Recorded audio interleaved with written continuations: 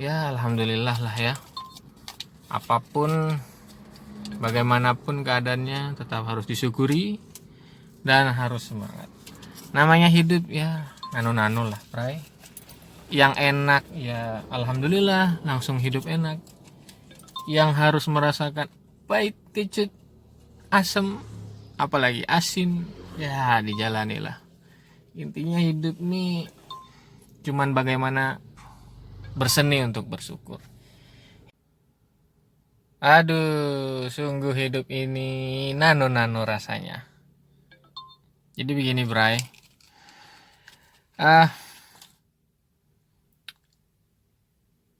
Jangan sekali-kali kalau kalian nggak bawa itol, terus dapat customer yang tujuan arahnya itu ke Juanda ya, dalam hal ini contoh yang ku alami. Ini berangkat ke Juanda dan di situ kebetulan kita pilih naik tol. Dan masuk bandaranya sendiri itu kan butuh bayar karcis ya. Karcisnya itu ya bisa ngeluarin karcis secara kertasnya itu atau pakai itol. Nah, salahnya kemarin tadi itu aku udah nggak bawa itol, masuknya pakai itolnya customer, ya kan? Dan pas mau keluar, karena aku mikirnya ini dulu itu kalau misalkan palang pintu yang pakai itol itu kan biasanya bisa pinjam itol orang begitu kan. Dan ternyata berjalannya waktu peraturan berubah.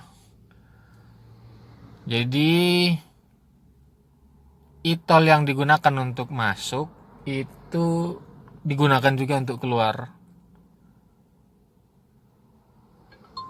Nah, kasus yang aku alami kan masnya ini kan sudah masuk ya, sudah masuk mau persiapan check in dan lain-lain, mau berangkat gitu kan. Pas saya mau keluar ternyata nggak bisa, ya diarahkan untuk dicari sebisa mungkin untuk dimintai foto itolnya, nomornya itu. Dan itu salah satu cara untuk bisa keluar dari Juanda. Waduh, kaget kan. Dan saya bilang, tanya dendanya berapa kalau langsung aja. Ternyata dendanya 150 guys, 150 ya kan. Padahal narik dari pagi sampai siang itu dapatnya segini nih, ya kan. Sama tadi di Grab 40. Waduh, kaki sudah pegel ya kan, bensin juga udah keluar banyak. Masa mau cuma-cuma bayar denda 150, ya kan sayang-sayang gitu. Akhirnya aku usahain, Bray, untuk nyari customernya. Pas di ruangan check-in sudah kulihat nggak ada, dan katanya kan nggak boleh masuk tuh, orang yang nggak punya tiket kan nggak bisa masuk ke ruangan check-in. Akhirnya ke petugas, informasi untuk di noise, untuk dipanggil gitu, diinformasikan buat customer ini diharap untuk ke ini gitu. Tapi ternyata nggak kepanggil. Saya ngelobi juga ke pihak yang jaga ruangan check-in untuk pingin lihat, katanya nggak berwenang kan. Akhirnya disuruh izin ke pihak security-nya, dan di situ saya istilahnya ya membujuk lah gimana ini solusinya kan.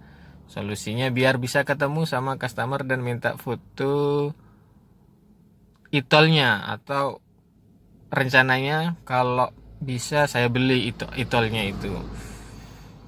Em, Singkat cerita, karena mungkin memang peraturan begitu ya, jadi nggak bisa segampang itu untuk masuk ke ruangan boarding pass,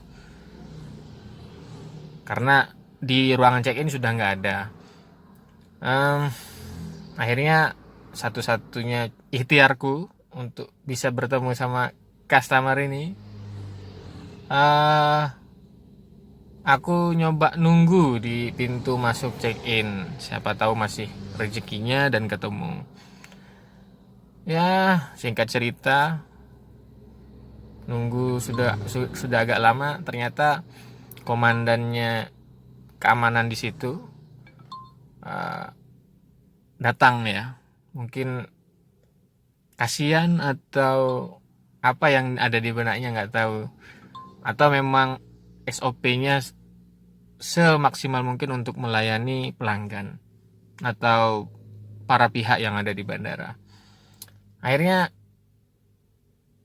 dihampirilah saya untuk dibarengi, untuk ditemani mencari customer itu di ruangan boarding pass, mulai dari gate 1 sampai gate 13.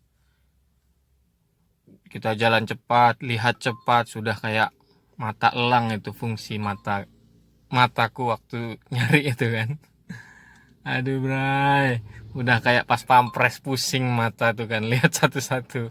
Belum lagi pakai sandal ya kan, kebetulan kan tuh jauh tuh, di jalan cepat lagi, adrenalin itu naik kan, apalagi lagi kepepet itu, kondisi yang tidak baik-baik saja.